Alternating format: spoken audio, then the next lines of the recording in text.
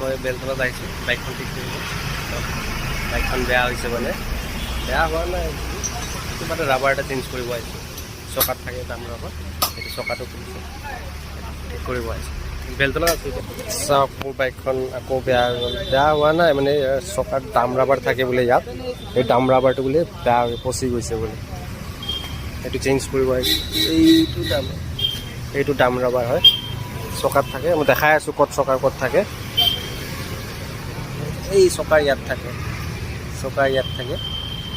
এইটো নলগালে মানে জাৰ্কিঙত মানে ভাঙি যোৱাৰ চান্স থাকে, তো এইটো মানে চেঞ্জ কৰিব আহিছোঁ।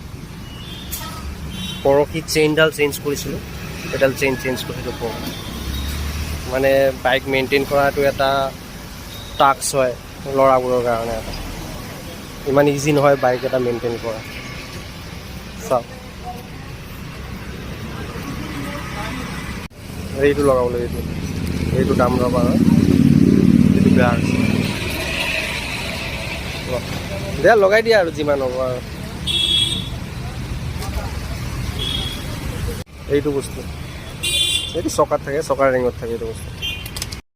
আজি 500 টকামানৰ চূনা লাগিব, আৰু সেইদিনা ৰবিবাৰে 3000 টকা গৈছিল চেঞ্জ পকেটত। এইটো নলগালে মানে বেছি ওখৰা মোখৰা ৰাস্তা থাকিলে তো মানে চাকাৰ এইটো যে ৰিংটো যে আছে, এইটো ৰিংটো ভাঙি যোৱাৰ সম্ভাৱনাটো থাকে।